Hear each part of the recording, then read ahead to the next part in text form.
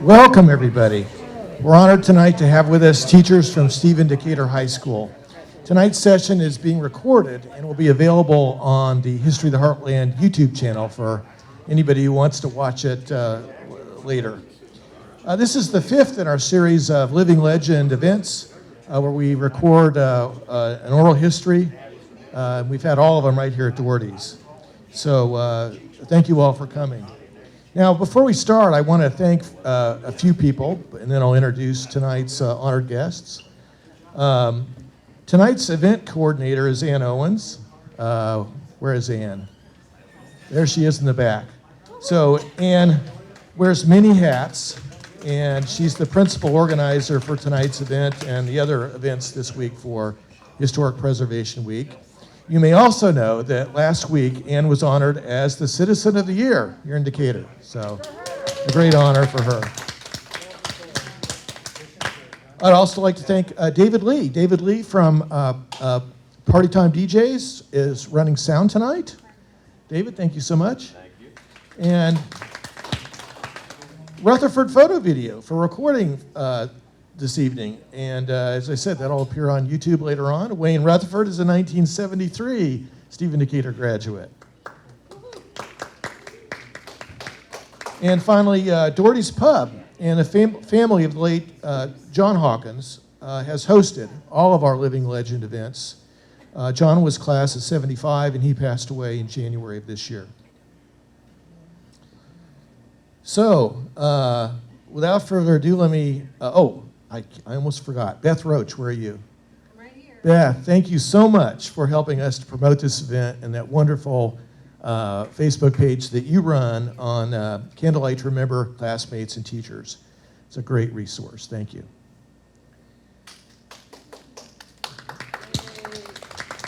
So tonight, up on the dais here, we have our beloved teachers from on my left here. I've got Judy Rooney, Brenda Clark, Mary Teedy, Barb Hannon, and Jan Jack.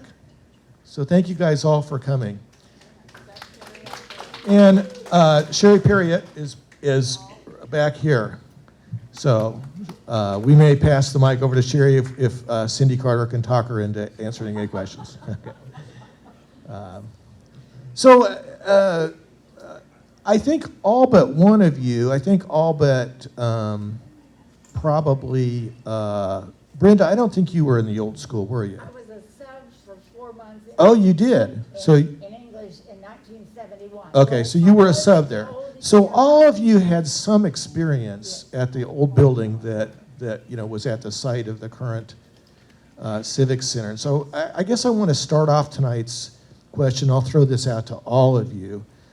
Just if you wanted to describe the physical surroundings of the old school and kind of what your favorite memory of that building was, or of Kintner Gym, right? Because it was all connected together.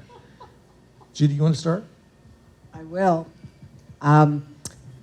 I was tucked up in the wing with the library annex. Across the hall from me was Jack Frankovich in special ed. He was the hearing impaired teacher. Next to me was Debbie Dively at that time. And then I was on the end right next to the ramps that went down to the gymnasium. We stood in the hallway between classes to help orchestrate how to behave well. And when I saw smoke coming out of the little window above the boys' room, which was up a flight of stairs, I had to run over and get Jack Frankovich to go see who was smoking in the bathroom, because the rest of us were all women and we couldn't run up there and open the door and apprehend the boys. I loved the old slate chalkboards. They were wonderful, but they produced so much chalk dust. I got in trouble for that one year. And the building was so rickety, I remember during a snowstorm watching the snow come in the windows. And they were shut. Yeah. So those are some of my memories. Okay, so let's go to Brenda. Do you mind passing that microphone down to Brenda? Linda, and she can get that one. So you were a sub then at the old building? Yep, yep.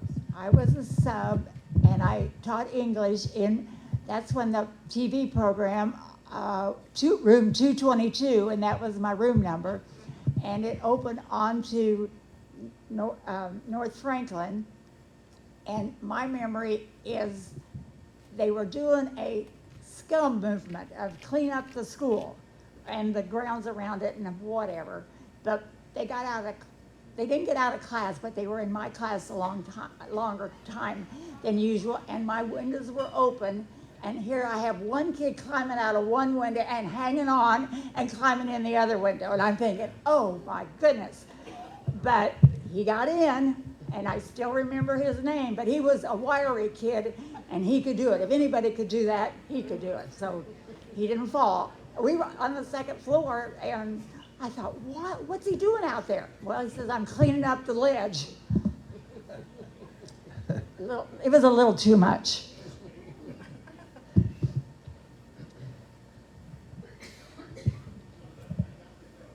You got any memories, Okay. Mary, of the old building? Where Yes, were you I in have, the building? I have memories of the old building. I was a teacher's aide, and I ran the entire building delivering all kinds of teaching materials.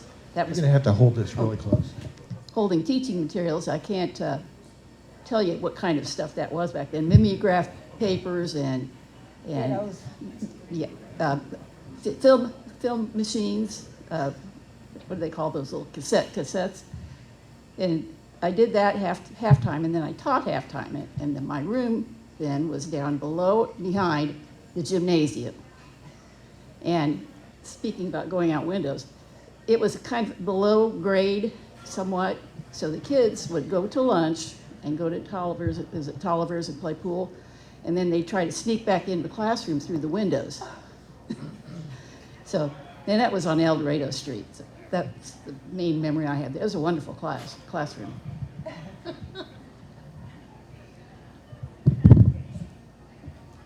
You ready?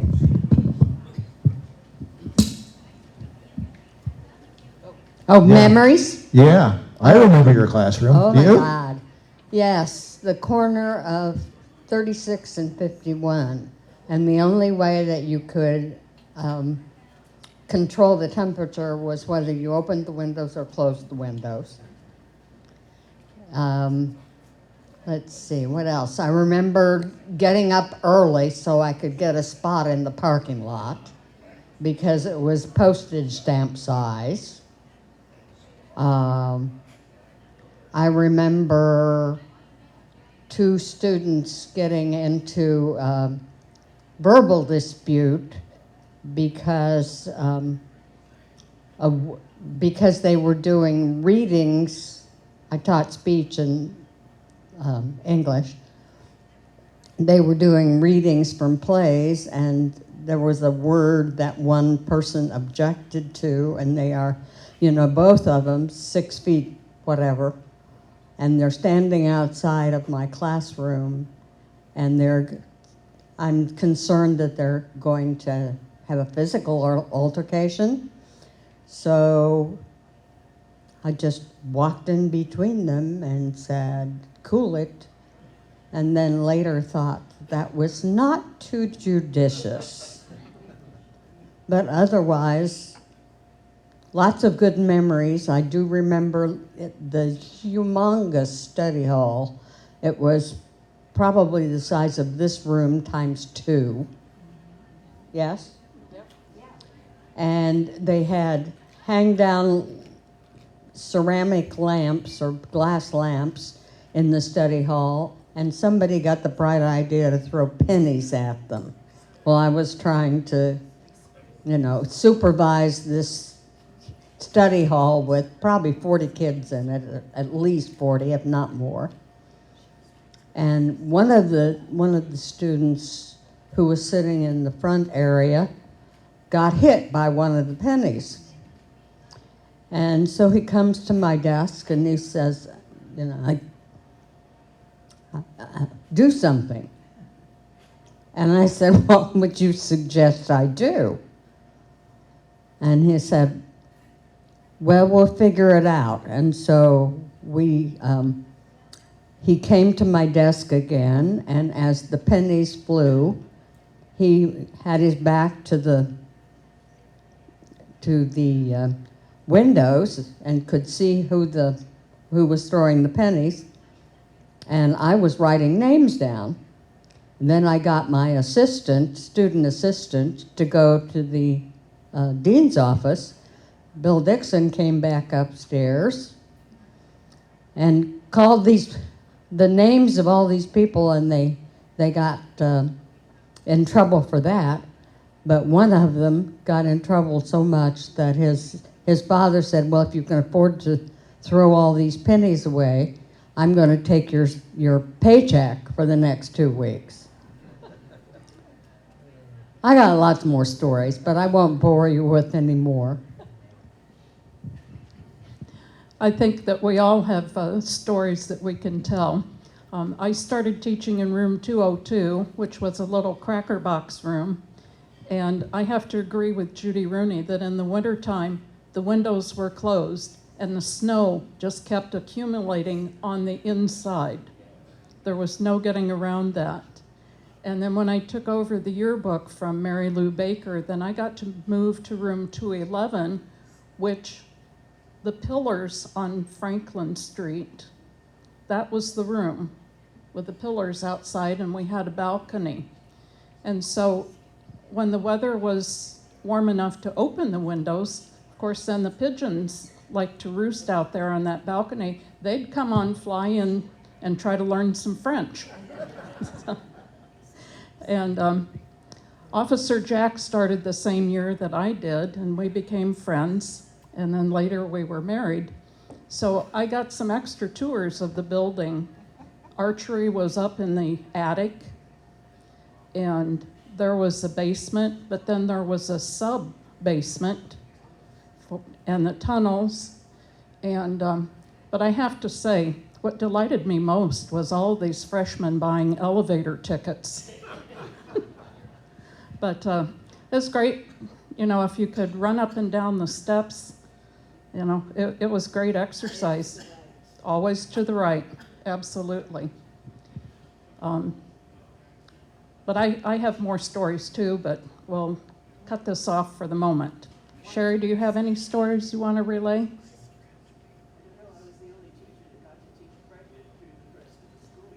That's right. Sherry was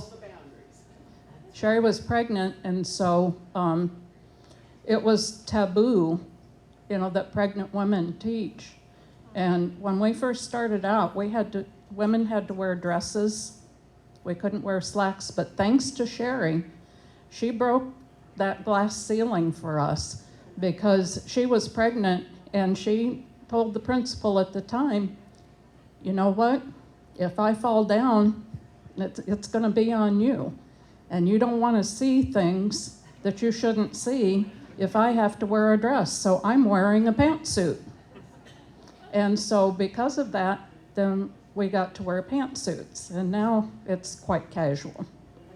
Groundbreaker. Yeah.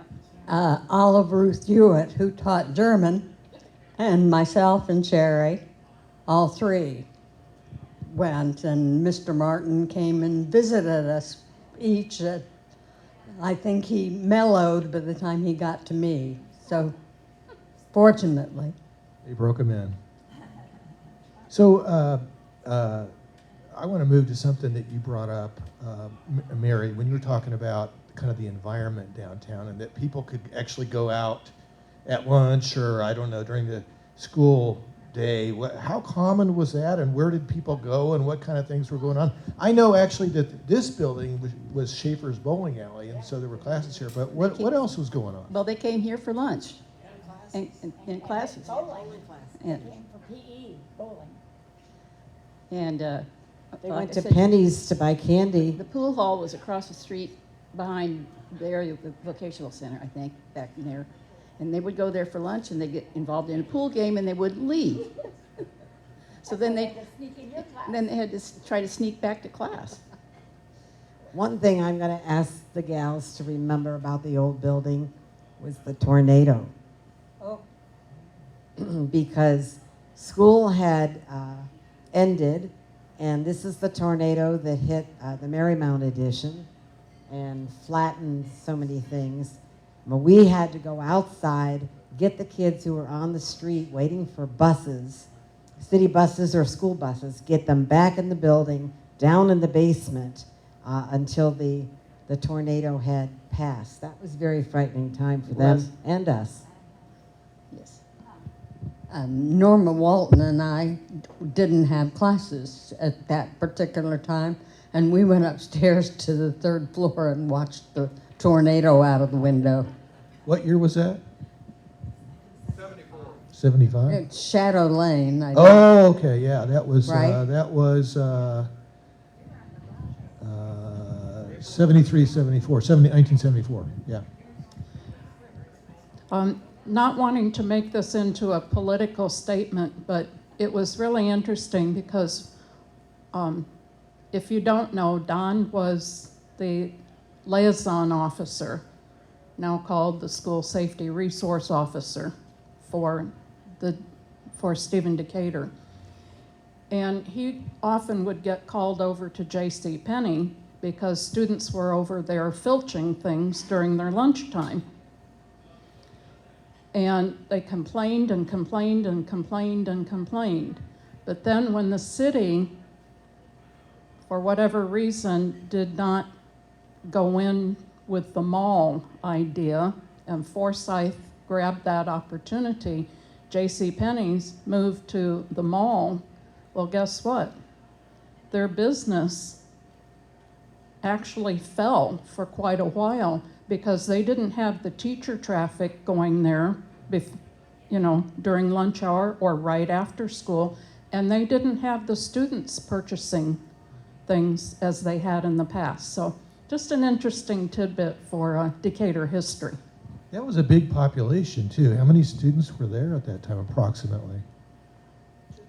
2,000? Yeah. Yeah, that's a Probably lot. about 2,000. It was bigger than the college I graduated from, so I was thunderstruck. A lot of them go to the, I think a lot of them went to lunch at the Wayside Inn. I remember that. I don't know why, but yeah. Where the library was located at one time, Yes. there was a restaurant there. Uh-huh. Yeah. In fact, my late husband had been a waiter there before he went into the service and then later became a police officer with the Decatur Police Department.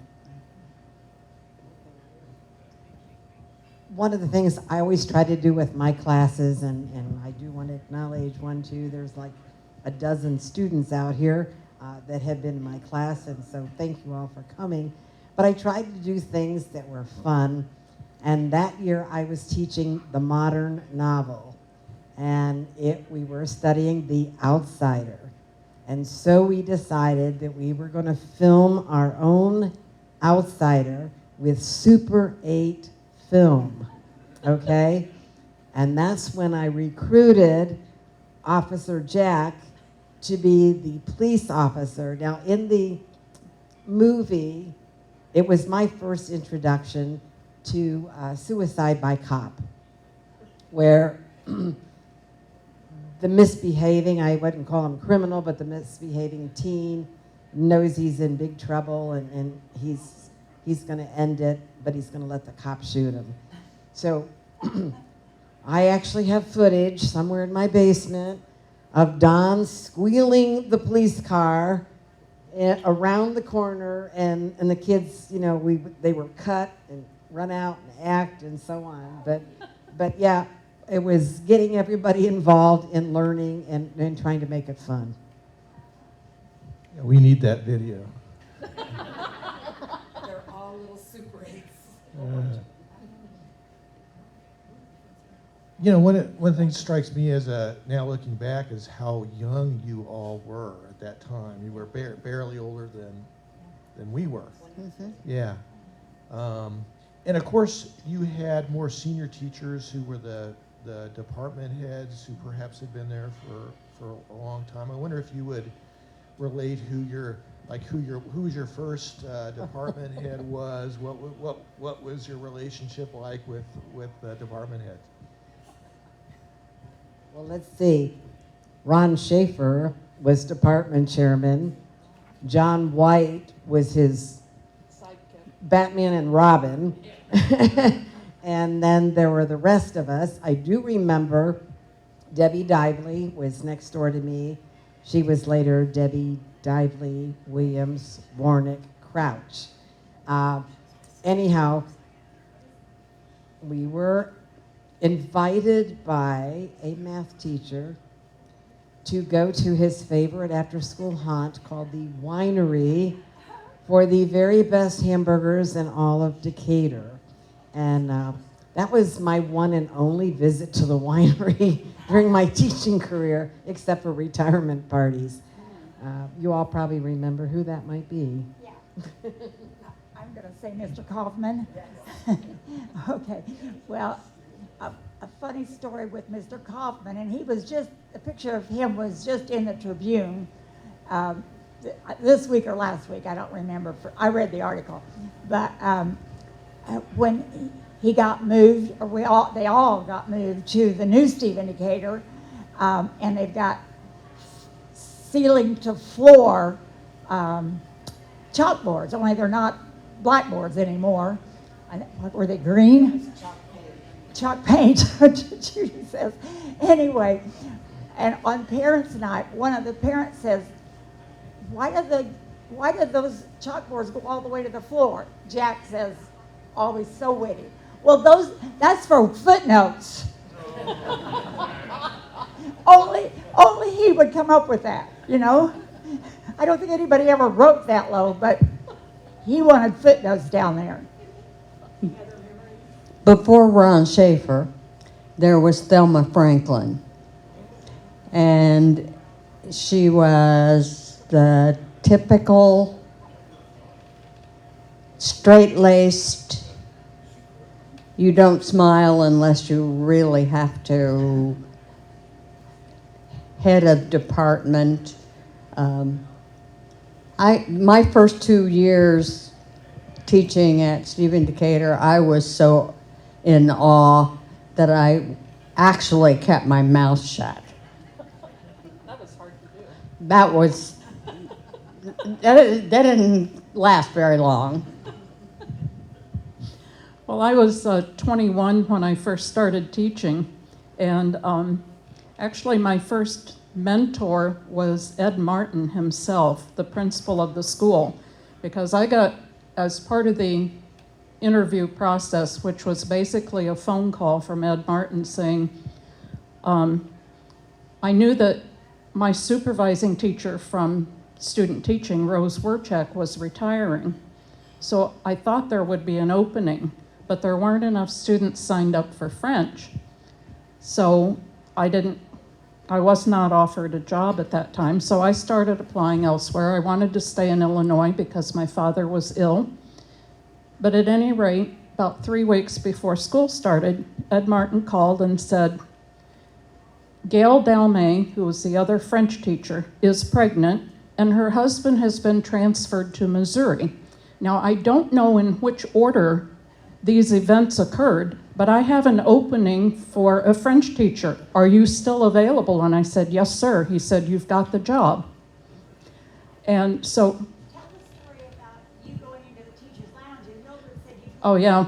And so at that time, I had rather short skirts and et cetera. I had long hair about halfway down my back, and I was stopped by Mildred Weaver from going into the teacher's lounge or dining area, et cetera. She said, young lady, you cannot go in there. That's for teachers. I turned around and I said, but Mrs. Weaver, I am a teacher. I'm your French teacher. Oh, excuse me. But then she became a very dear friend, and Bill Dixon as well. But I still remember, as part of the interview process, Ed Martin's calling me down to his office and saying, okay, I have a letter on file from a parent, and I will not give that parent's name. I will not name the students. but they cannot be in class if you're going to be discussing French art, because they don't want their kids to see any nude pictures. And I'm going, good grief, they're third and fourth year French students. You know, you can't study French culture without studying French art. That's part of it. And so he pulled out that famous right-hand drawer, that bottom drawer of his desk, and out comes the Paris Match magazines, because we had a subscription to Paris Match magazine. And he said, so you know you have this subscription? I said, yes, sir. And he said, well, you have to edit those magazines because of the pictures. So I had to edit the magazines. When I was teaching French art or something that might be offensive to the student, to the couple of students involved, I had to send them to the library on different assignments. Our department chair, when I hired on, was Olive Ruth Hewitt, and what a great lady she was. Quite a character. But I really feel that a lot of the department chairs, Mike Satina in history, I mean, he was the union, very big union person. You know, he tried getting all of us, you know, into the teachers union. But it was like a family. I thought that we were shepherded very well. Sherry, anything extra?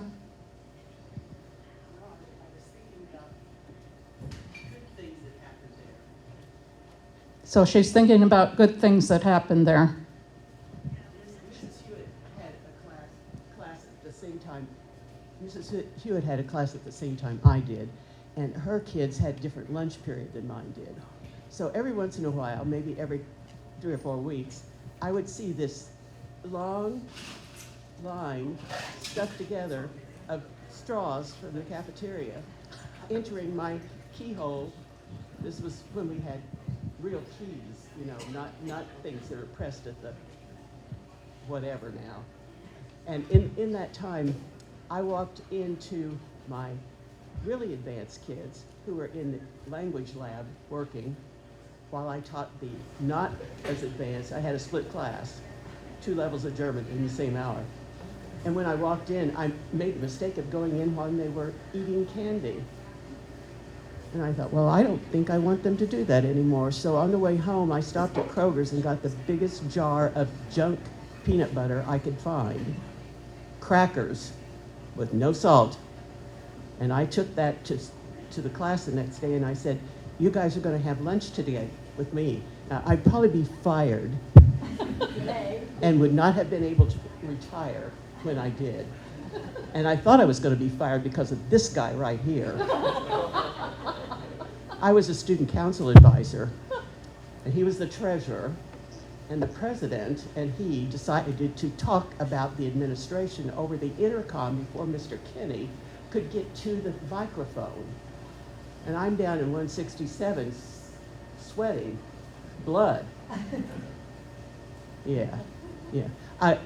Mr. Martin, when he was the principal, he did my first evaluation, and when I went in to see him, he said, it was really an interesting class. He said, you know, that's a fine line between order and chaos. And I said, sir, we're not as serious in foreign language classes as we are in English classes, because we have to talk to each other. We have to get up and walk around and talk to each other. It was a fun thing. Yeah. Mrs. Hewitt told me that I might not get my job because I had young children, but they couldn't find anybody else, so I was there for 36 years. All right, I'm going to get this microphone back before she talks any more about student council. So a couple of names came up there. One was Ed Martin, who was the principal right before Jack Kinney came in, what was it, 1975. So if, I don't know if you have any other memories of Mr. Martin. You also mentioned Bill Dixon. Bill Dixon was a former minor league player, and he was, I think, at that time, the dean of boys, right? So I don't know if you have any other memories. Other people that would have been there. Mildred Weaver was Dean of Girls, I think. Yes. Yeah. Well, there was Elizabeth Connard, who was Dean of Girls, Dean of Women before Mildred.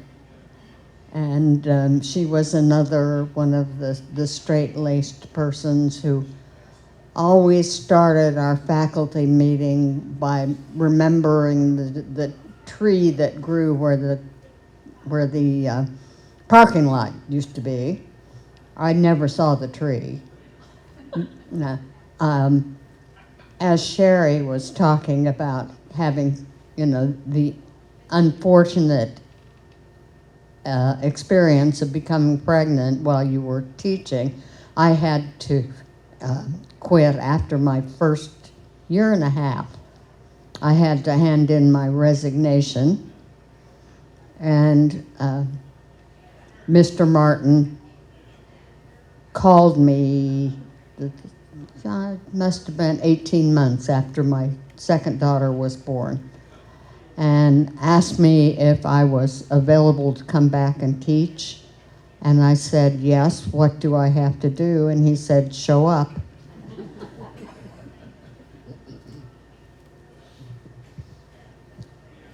Jan may remember this, and I was talking to Brett briefly about it. When I started in the fall of '72 at Stephen Decatur, I had taught a year in Pittsburgh before my husband was transferred and we moved here. We were the largest class of new teachers that in the history of the school. I want to say there were about 22 of us. And some of them were rookies, some of them were experienced teachers, but were coming to Stephen Decatur. But we took over after the strike when all those teachers who went on strike were fired, including a teacher who later became president of the Board of Education. But yes, we had a big group that started that year. How many English teachers were there? Oh, We I must want to have had say, about a I think we dozen. may have had about 11 or 12 English teachers at one point. Yes. Brett, you asked for other names. I mean, we could really go down the list. Jack Frankovich, Jack Kaufman, Bob Williams, Virginia Asherman, Mike Scott, Vern Thistlethwaite, Bob Romer. Ken Stein is not here this evening, but he was in the old building too. Who am I missing? Oh, Mr. Markarian, Tony Markarian. Yeah, -1. Yep, Frank Ebbs. I mean, the list can go on. Spencer. Eli Spencer. That one I don't There know. were a lot of us. Dig out an old yearbook, you'll see this. It was an extraordinary group from a student's point of view, really kind of an all-star cast, in all those different areas, just excellence in all those all those different subject areas. So you've talked some of you have talked about how you came to be an Decatur. Jan, you didn't mention, but I think you were a Millikan student, right? Originally, that's why you were here. And Judy, you mentioned you had moved when your husband was transferred here. You were already in teaching. I wonder if the others of you would mention, well, how did you come to Decatur, or how did you come to be recruited into the school district? Judy, you moved, but did you just apply to the district, or how did that happen? We moved to Decatur was around Easter time, and I knew that I was going to have to try to find a job. And so I went to St. Teresa, and they said, we would hire you in a minute, but we just hired an English teacher. And so then I went to the school district and interviewed, oh gosh, I wish I could remember his name. Mel Matthews. And was offered a job right away to come to Stephen Decatur and teach. So put in 36 years at Stephen Decatur. It was Decatur High School downtown. Then we all had to apply for our jobs again. That's how they were going to weed out the good and the bad teachers. And we actually had to go through the whole process to be interviewed and to be offered a job at the new building. And there were about half a dozen of us who were pregnant at the same time. And there was a picture in the yearbook and a lot of questions. Was it the water? Well, okay, I am from Decatur, but I taught 1 year in California first. My husband hated California because of the traffic, so we moved back. He was from Illinois, and I just applied as a sub because I had a small baby at home, and I ended up at Stephen Decatur in English. Now, what bothered people, or the teacher that I took the place of, I was actually a PE teacher, and she couldn't believe I got her English class. But I made the best of it, and I had good kids. It was fine. I had freshmen and then juniors, and no problem. But then later, I ended up as a PE teacher, not at Stephen Decatur. I subbed there in PE a lot. But eventually ended up at Lakeview, and then when Lakeview closed, I was at Stephen Decatur for 10 years, or almost 10 years, I think I was, and then I retired from MacArthur. So I've been all over. But when she retired from MacArthur, she substituted as an English teacher. That's true. That is true. Yes. Okay. It's not a bad job. Back in 1971, they paid $35 a day. Now they pay $150 a day. Times have changed for the better on the money. It could even be better now. Anybody else have a story? I'm a lifelong resident of Decatur. A 1968 graduate of MacArthur High School, and I taught 24 years at Stephen Decatur. Then I got to go to Eisenhower for 10 years. So it's been a long time teaching. I have no real stories to talk about because I was everywhere. My first year of teaching was right out of college in a little town called Burke Burnett, Texas. And the first day of orientation for the teachers, I was introduced as the journalism teacher, which was news to me. Because I thought I had been hired to teach speech and history. And that went downhill from there, moved back to Decatur, and a couple of years later, I was offered a position about 2.5 weeks before the beginning of the school year. Up until that time, I had a part-time job as a bookkeeper for Boland Electric with one of those humongous big bookkeeping machines that look like an overgrown typewriter. And I can't even balance a checkbook. But Bob Boland figured that if I was smart enough to get through college, he could fill an empty chair with me. And the other thing I want to share before I forget it, because I usually forget, I wish I'd said this, when I had the opportunity, is Stephen Decatur had the finest of the fine in the way of students. I was so proud of the young men and women that we taught. I'll second that, Barb. When I was assigned my student teaching, when I told some of my friends at Millikan that I was going to be at Stephen Decatur High School for student teaching, they gasped. And they said, "Ooh, that's the Knife and Gun Club." I said, "What?" "Well, that's the Knife and Gun Club." I mean, it's not MacArthur.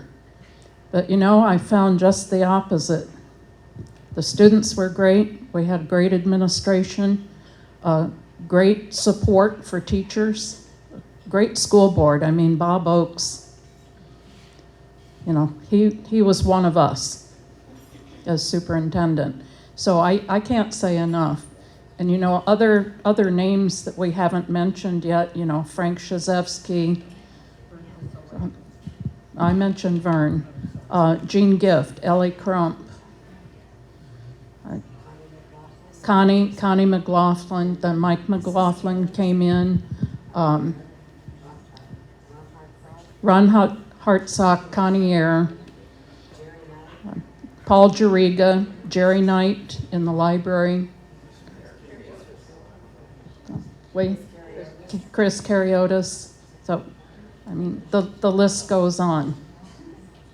So you all experienced the old school, and then you had a very different experience in 1975, 1976, when the new school on the north end was built, and there was that transition.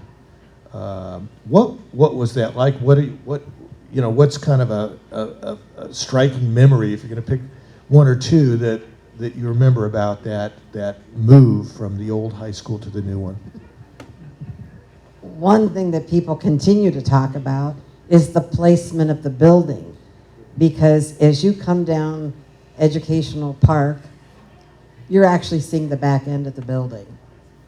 What you should see is the front end, which faced the field. So why they laid it out that way, because it's not an attractive way to come up on the school building.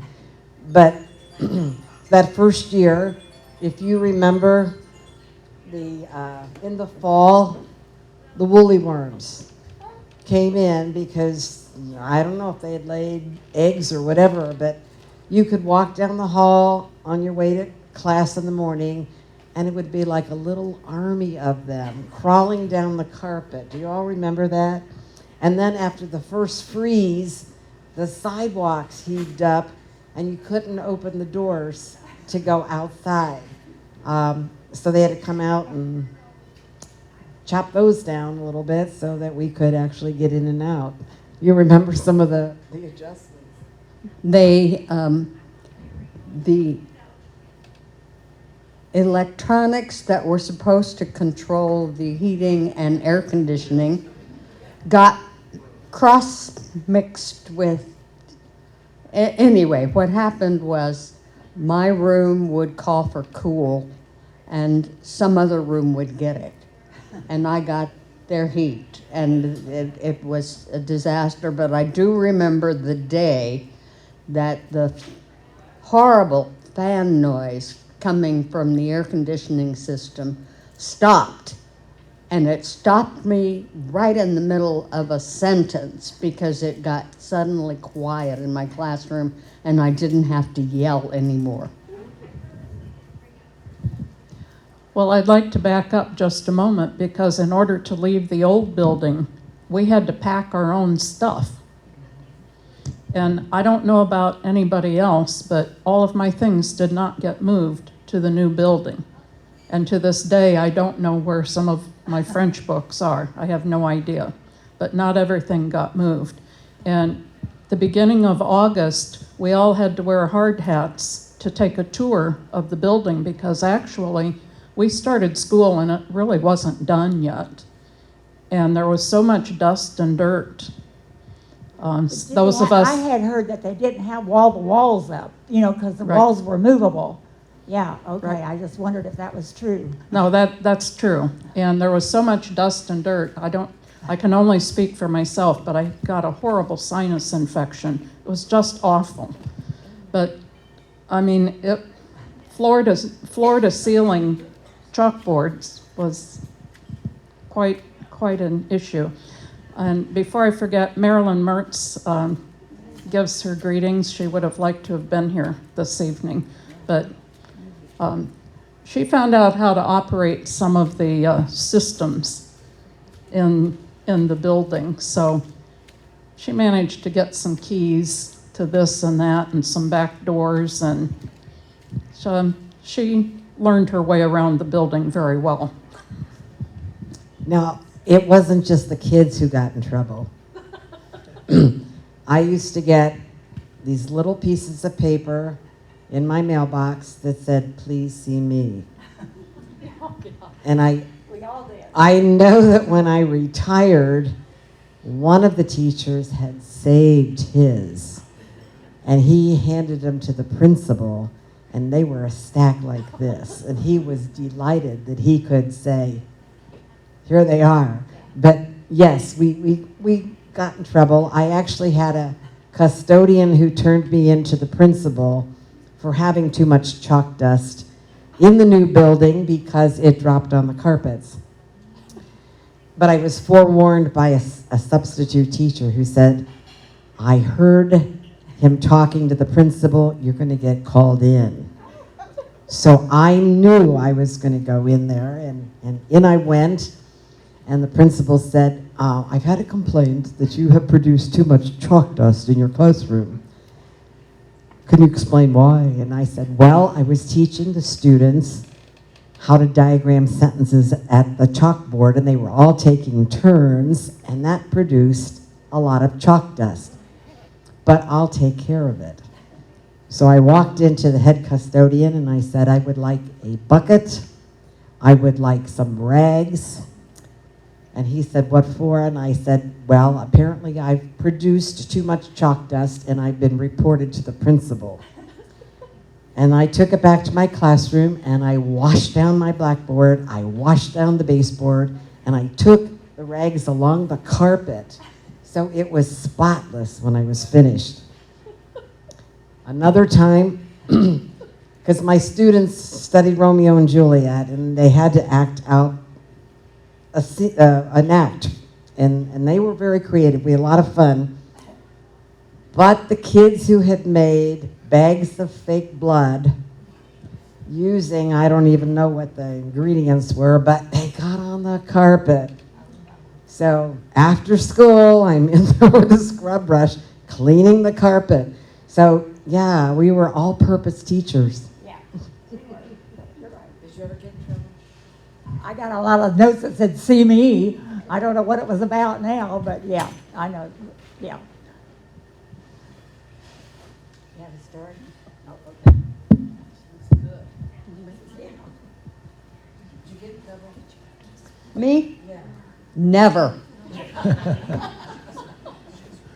Well, So that was interesting. Once or I twice. didn't know like how those conversations would go. You know, if you got called in with the principal, you got to see me note, and you whatever it was, you explained this. Yeah, that pretty much how it went. Yeah, It was a by-the-book principle, yeah. and you pretty much knew where you stood. I did get a see me note. I had two parents actually, that were upset with me.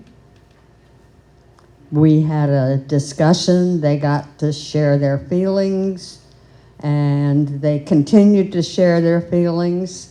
And the principal said, "You've had your say. You know, the teacher has had her say. That's it." And he sent me on.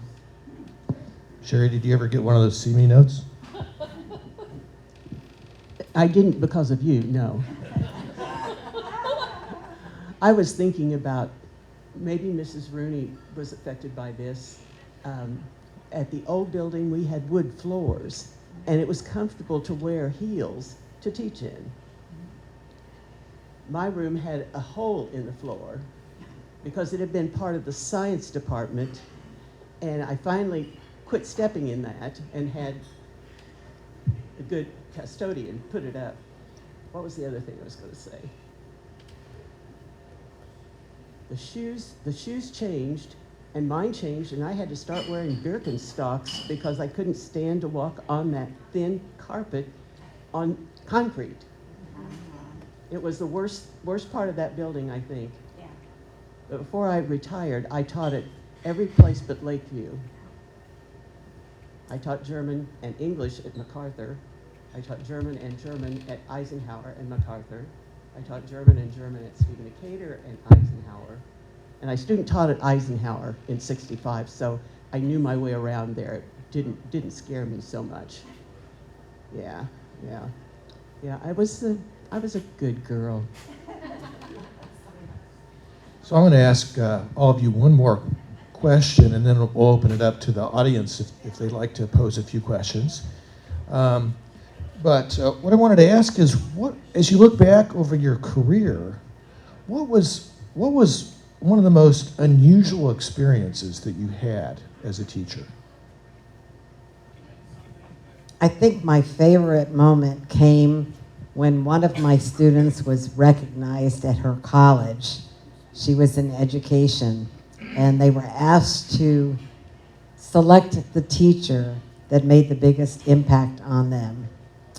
And so this particular student went to Eastern, and boy, I got the bling from Eastern, and they sent a student to do a video interview with me, and that was going to be archived and shown to their education students. And the question that they asked me was, what's the biggest change you've seen in education in your career so far? And I thought for a moment, you know how your head races through things. I thought, okay, well, the fashions certainly have changed, because when I first started, the afros were really huge, and I had to put those kids in the back of the room because nobody could see around them.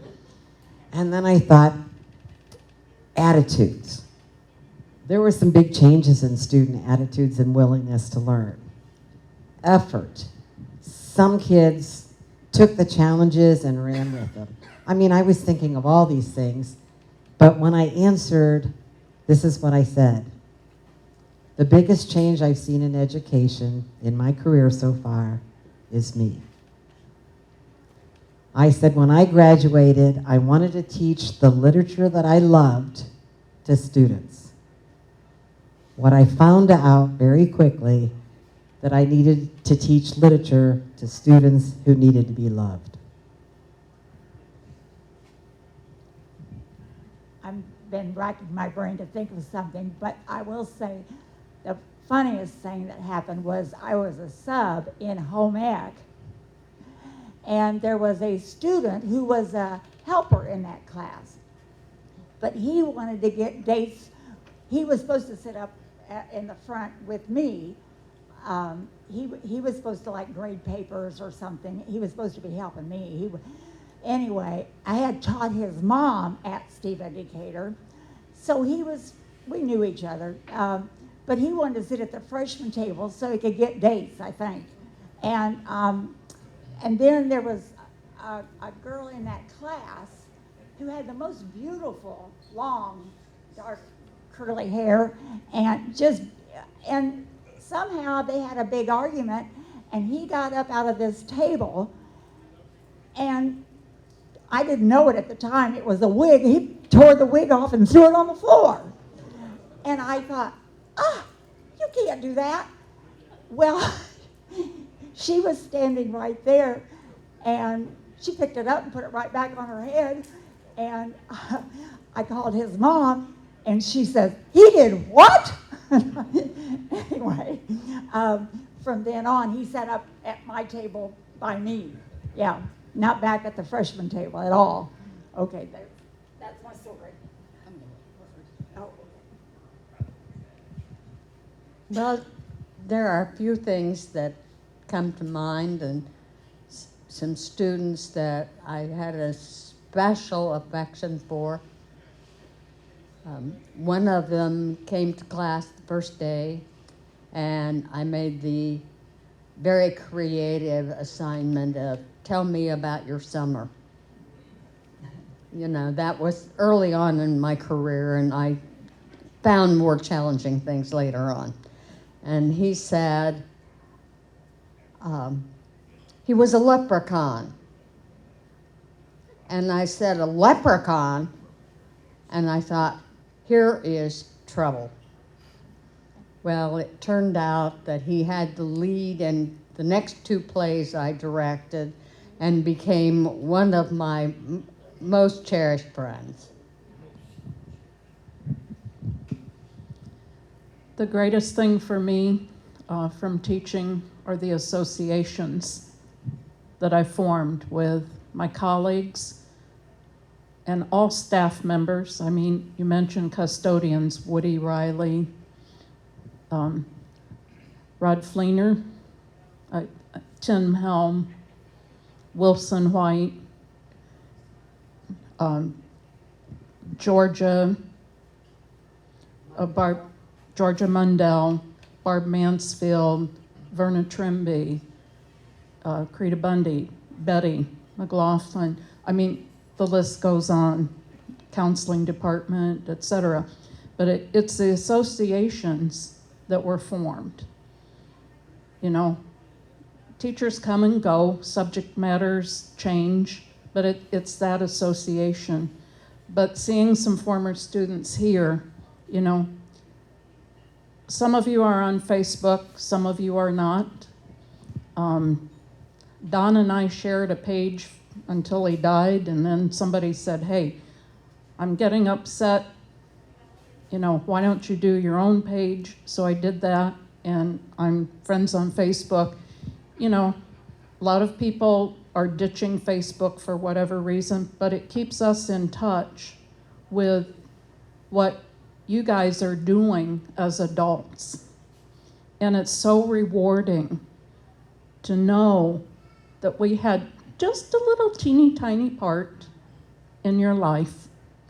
And it's heartwarming, you know, to meet you again as adults and associate with you as adults, maybe sit down and have a beer or a glass of wine or whatever. And it just totally changes the perspective.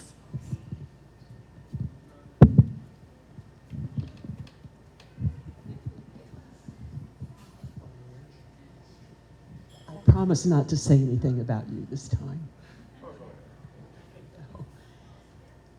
The change that happened, some of those things were abrupt changes. The abruptness of being able to wear slacks on a day when Mrs. Jack had gone over to Penny's and bought hose for me because I could not get across where we were parked way behind the post office, up solid ice all the way. And I think Bob Oakes didn't live in a big enough block, or we might not have been at school that day. But I slipped, and I had on a skirt, hose, shoes, the whole 9 yards. Jan got me put back together again a little bit, but that's when I heard a couple of the other. Yeah, she put me in the wheelchair to get me in here. I had a little fall with the Sister Cities group in Germany in '98, and in a house that was, as my daughter said, who had been to the house also because she visited there. She said, I don't know why they built the house that way, but it was all oak flooring, and it didn't have any steps with rails or anything to go from one level of the house to the next level of the house. And I managed to slip backwards and broke my tailbone. My worst memory of school is flying home from Hamburg to Chicago with a broken tailbone. Yeah. I loved my job there. And I got to go to Richland a few times and teach there also, and had some good times with those folks too. And one summer at Milliken, when I had 4 students, but everybody was on sabbatical but me. Okay, let's open it up to the audience. If you'd like to ask a question, I'll repeat the question.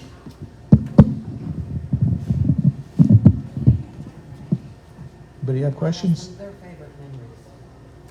Yeah, you guys have any favorite memories you'd like to share?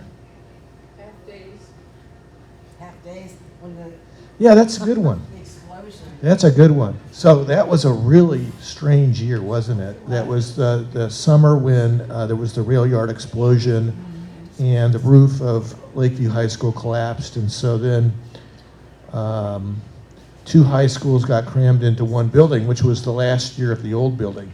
What do you guys remember about that year? Because it was a really odd year. I remember if classes started at 7:30 in the morning and we went to 1:30. Then we had to stay and transition till our kids left the building and the Lakeview kids came in.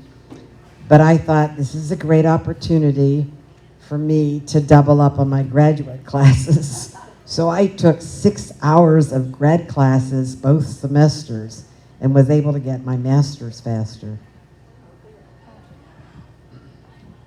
Well, what I remember the most was I was the basketball coach at Lakeview, so we had to practice at the Y, and some of my players had to get permission because they took classes in the morning with the Stephen Decatur students. I don't know if they were in a work program. I think that was the reason. And so they would come to practice at 8:30, and the JV practiced at 10:30. Then Lakeview started, instead of 1:30, we started at 12:30 at Stephen Decatur High School, and we went till 5. It was an interesting year, and that was the very first year that we had girls basketball. Yeah, back in 1975. Yeah, it was okay. It wasn't the best, but we made the best of that situation. I'll say that. Yeah. Well, I taught at Stephen Decatur that year part-time, and I was also still a part-time aide. And I became the full-time sub for Lakeview. So I was there all day and all night, it seemed like. What did you teach at Lakeview? Everything. Everything. And wherever they needed a sub. Okay. And had several experiences with substituting. One was there was a novelty store across the street down El Dorado, and the kids would go there before they came to school. And somebody had picked up a stink bomb, and I walked out of the classroom to hang my attendance slip up, and they threw it and it hit the desk. Well, it wasn't just a stink bomb; it had some kind of acid in it, and it was burning, and everybody's eyes were burning. And I said, "I'm not letting anybody out of the room. You know, go open up the windows and hang your heads out until we find out who did that." And I sent one kid to get Mr. Jack, and he came down and solved the problem. But I had a lot of good experiences, not just the bad ones.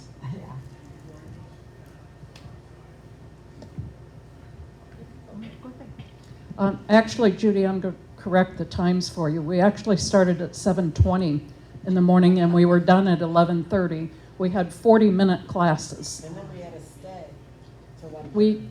Oh, you did? We didn't. Because we had to clear out, our rooms had to be used, and I got used to taking a nap in the afternoons. It was wonderful. But the biggest problem was fitting in all the sports schedules, because it was just trying to figure out who was going to practice when and where and how to go about that. But I do remember that I had my 7:20 class in the morning were my fourth-year students, so I invited them for breakfast, and I fixed a gourmet breakfast for them, and then we all went to school. So, I mean, we did some things back then we wouldn't be able to do now. But it was an interesting year. I started school late that year. I started about the 10th of September. My son had been born on the 13th of August. And I got a call 2 weeks later, "When are you coming back to work?" And I said, "My next doctor's appointment is such and such." "Well, we don't give sick leave for you to change diapers and play with babies." So that was how I started that year. But it was a good year. The other thing that has to do with Lakeview is how difficult it was, for me anyway, to deal with some of the sadness and frustration of the Lakeview students who had been misplaced later on when Lakeview closed, and half of them got sent to Eisenhower and half of them got sent to Stephen Decatur, and it was it was very sad sometimes to have students tell you stories about how all their brothers and sisters had gotten to go to Lakeview and they had to come to this place.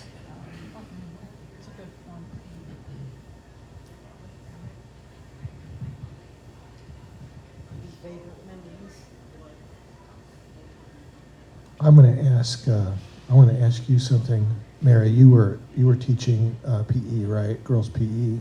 Yeah. I taught PE. And so about that time was when the Title IX was passed. Title IX was when, they said, hey, look, if you've got a boys program, you need to have a girls program. So it was essentially like a startup situation, Yes. right? You alluded to that with basketball. Could you give us a little more color? What was that like when there was no program at all, and all of a sudden there was a program? How did you do that? It was tricky. And I had to coach both teams. I had JV and varsity for 4 years. But you want the program to succeed, and so you do it. We had 10 games the first year, then 12, then 15. And by the time we went to a full schedule, then I got an assistant coach after 4 years. But yeah, you had to have 2 practices, or at least, yeah, it was very, well, and then I had to go, like some of my players had to go to the Stephen Decatur morning classes, so I had to go and get permission. I remember going to Jim Thomas and saying, this person, Donna Becker, will be a little bit late for your class, like 5 minutes, because she's walking from the Y or whatever. And he said, okay. Everybody was cooperative, I will say that, about those students that we shared the classes, because a lot of them were on a work program. And so they still get to go to work and they still have to go to school. So it all worked out. But I think that first year, I think all we had, I don't know if I think maybe we just had basketball and track. I'm not sure about volleyball. That was maybe the following year. Yeah. And then eventually we got all of them, yeah. So it's worked out over over 25 years now, 50 years that we've had girls sports. Yeah, it was good. It was good. Yeah. The first girls' basketball game at Stephen Decatur lasted about 3 hours and 10 minutes. That was just one game because the refs blew the whistle constantly. And finally, toward the end of the game, they just gave up. But I remember the boys always had, like for football, what have you, they always had a doctor, they had an ambulance on site. Girls' sports had nothing. So I volunteered and I did my own time and money and training to be an EMT. And I still remember having to tell Ida Brooks that I was not going to allow one of the players who got hurt to go back into the game. And she was a standout player. It was Betty Ray. Oh, Betty Ray played for Lakeview. No, she played for Stephen Decatur. And because I had to say, she's hurt, I don't have x-ray vision, I can't see within there. Well, a few days later, she missed several days of school. A few days later, she came hobbling in on crutches. She had torn her ACL. That's right, that's right. So, starting up girls' sports came with a lot of trauma and drama. But that first game was about 3 hours and 10 minutes. Oh. That was a long game. We didn't have uniforms the first year. We had to wear the boys' jerseys, and my team wore cutoffs, which we wouldn't get by with that now. But I remember overhearing in the teacher's lounge at Stephen Decatur, and that was in the basement. Yeah, I overheard Jack Sunderlich say, the girls are not good enough with ball handling. He says, all you got, and he wasn't talking to me, I just overheard this. He says, all you have to do is go man-to-man defense, full court press. Let me tell you, that worked. My girls could do that, and they did. We only lost one game that first year, and yeah, they bought into it, and it was a good year. Yeah, it was. On a totally different note, a name popped into my head, and I would be remiss if we did not include him because he is a vital part of this community. Long after we retired, he is still working for the community, Jim Culbertson. Oh, that's true. Municipal band Yeah. every Monday night. Yeah, Yeah. yeah, absolutely. And he was a band director at Stephen Decatur first. Started in our class. Oh, did he? Now, you know, particularly during the period of the old school, the campus was unusual, right? Because the school itself covered like a whole city block with Kittner Gym and the school. It was a massive structure, right? And then the football field, Piggott Field, was out by Johns Hill, right? And I know that there was swimming classes. To my knowledge, there was no swimming pool within the school, so that had to be somewhere else. What do you guys remember? Like, so what was going on with all these disparate things? I don't know, did they walk to the Y? I don't know. I remember I had a young man in my class, tall black kid, he was a delight, but he was a swimmer, and he eventually became a lifeguard. And I don't even know what happened, but one day I walked back to where he was sitting, and I bent over and kissed him on the top of his head. So yes, I'd be in trouble today if people said, she kissed a student. But yes, he was a student. Was that at the Y and the Y? I don't know which school they went to. Okay. I don't know, I don't have any idea. Swimming was at the YM, No. and bowling was here. Yeah, bowling was right here at Schaefer's. Tennis, did we have a tennis team? I think so. At the new building we did, but I don't know about I think so. I think you did. And you probably played at Hes Park. I know that's where they practice football.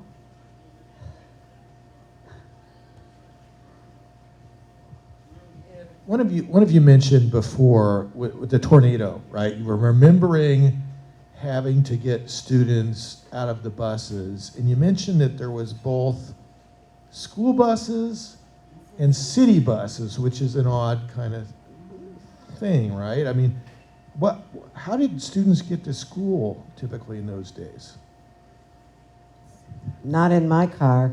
But I do remember one time I was driving to the new building and I saw a student on the ground, and I pulled over, put my flashers on, ran out. He was actually having a seizure on the sidewalk.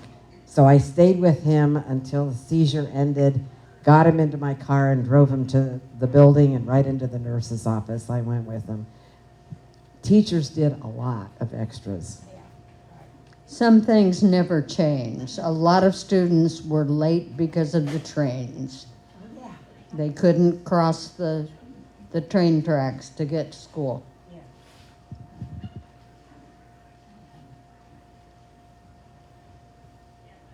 Okay.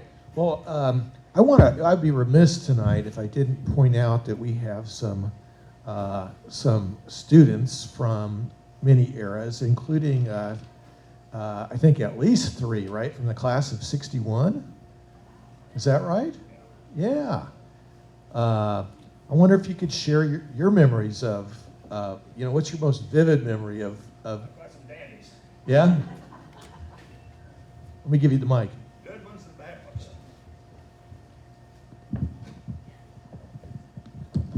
Well, the good things that I remember was I went there from, graduated in '61, but we had some awfully good basketball teams. Oh, sorry. We had some awfully good basketball teams, and we had a good coach, Matter of fact, I was at the game when Mr. Kittner passed away, and his son was coaching the other team, and it was quite a thing.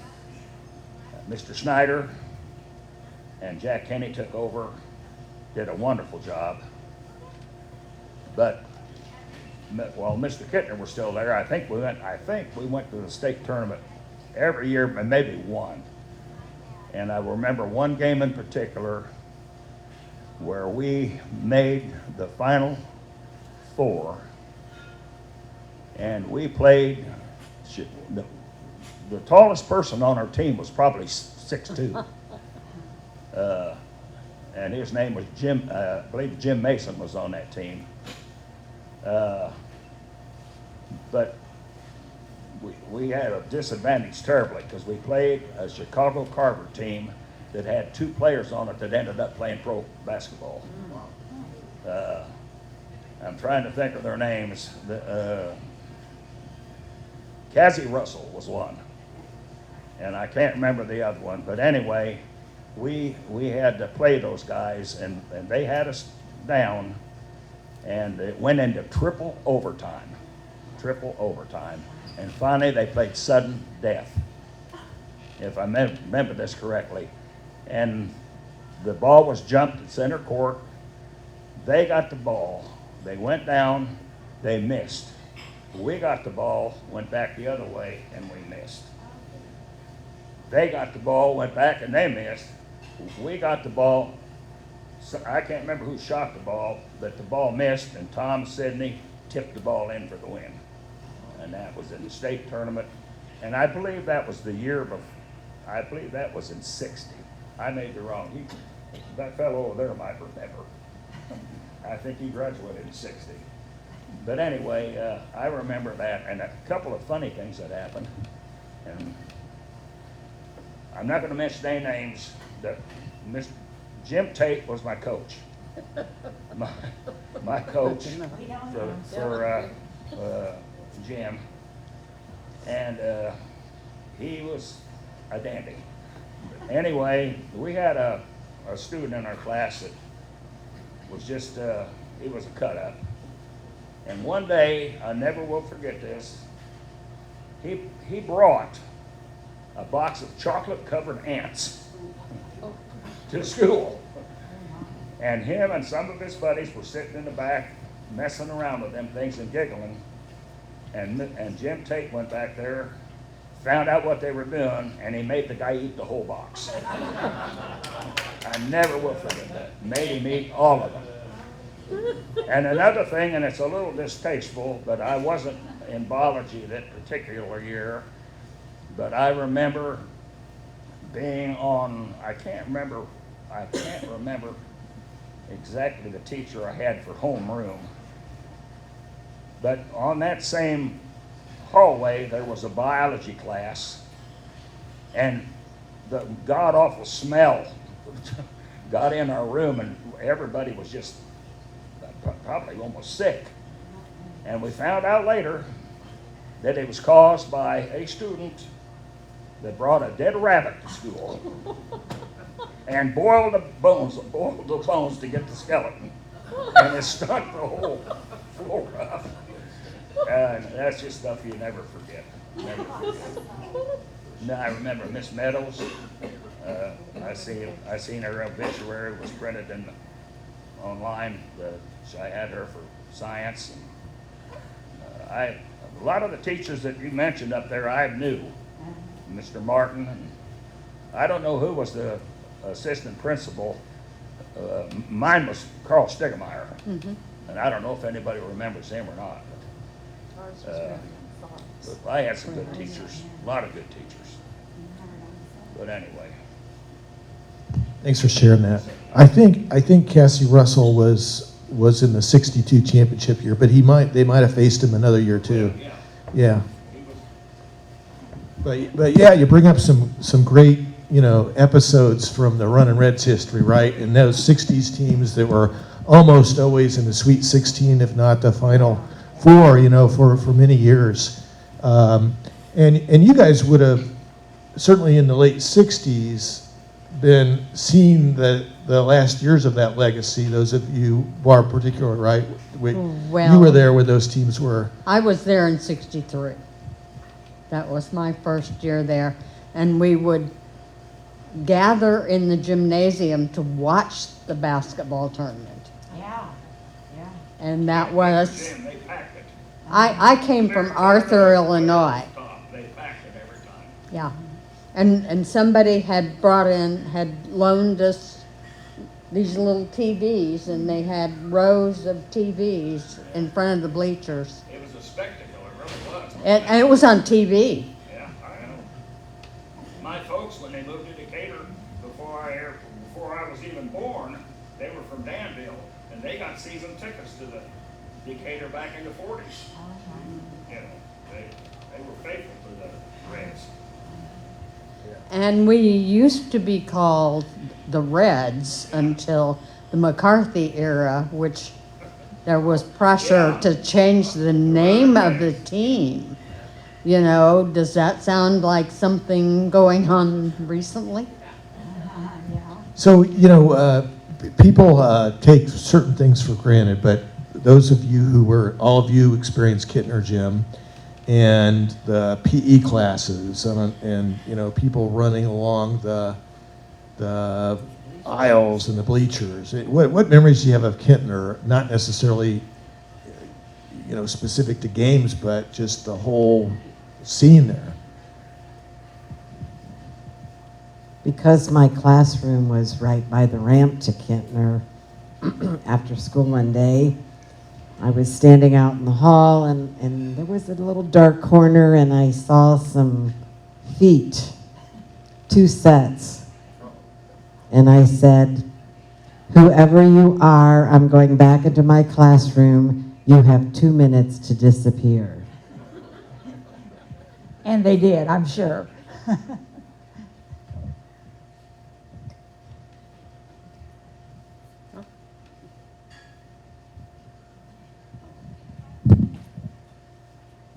I think the PE classes even ran around the block sometimes. Yeah, just when the weather was good. Yeah. I don't know.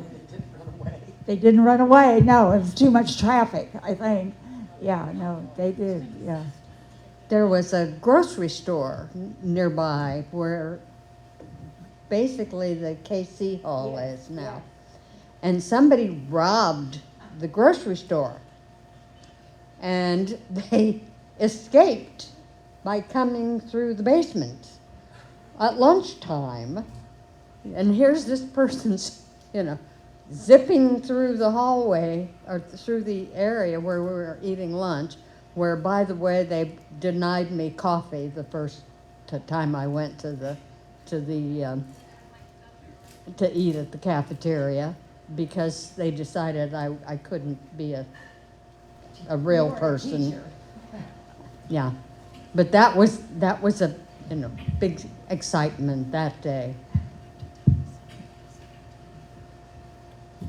Any other questions? Yes. I'd just like to make some comments. Sure. As a student from Stephen Decatur, I loved high school. It was my favorite. I was class of 1983 in the new Stephen Decatur High School. We were so fortunate. We had the driving range. We were the only one that had that. You didn't have to do the scary hours, you know, with your parents like you do nowadays. You do them with someone else. We had tennis courts. We had that big, huge trampoline in there. We had one end that had the auditorium. The other end had the, we had a smoking lounge too, Mrs. Rooney. I didn't go out there. But we had the auditorium at one end. We had the gymnasium at another, so you could host 2 events without worrying about parking. We were so fortunate. And I think the thing that I really liked the most about high school was the involvement of not just my friends, but of all of you and the administration. You made it fun. You made us feel welcome, and you made us feel safe. And, you know, things have changed since then. And I would like to know, we did senior pranks every year. Our class was the one that stole the chalk. And we put it in one of the lockers in the hallway. And I remember Mr. Kinney coming over the intercom saying, "Who's ever stealing the chalk, start putting it back." What do you remember as far as senior pranks? Do you remember any of those? No. We were the only class.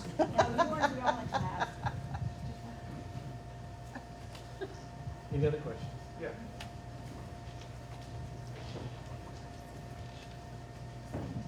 Thank you, ladies, for all your experience. Would you 5 ladies mind just totaling up your total number of years teaching in education for us, so we get an idea of how much experience is sitting up there for us? I know my wife was 36 years. Okay, well, that's why. No, yeah, she taught. She went to Millikan even and taught. Right, yeah, she was, I she, had 35. okay. I had 34. 36. I had 35 plus then 10 years as an adjunct professor. at a Okay, university. that's about what I had. I had between 30 and 35. Sherry, I think probably 37. Plus, I retired in '05, but I subbed for another 20. Well, that's impressive. So we appreciate everybody who came out tonight, and particularly those of you on the dais. Thanks for letting us relive both of the Stephen Decatur High Schools. And be sure to check the History of the Heartland YouTube site for the video. It should be up by the end of the month. Oh, yeah, Bob. Another question. Final question. This is not so much a question, but just a comment for you guys. My name is Bob Wetzel. I'm the 4th of 8 people who attended Stephen Decatur High School when most of you were teaching. You might have had the great fortune of having either myself or one of my siblings. And we just want to say thank you very much for what you did for us. you're welcome.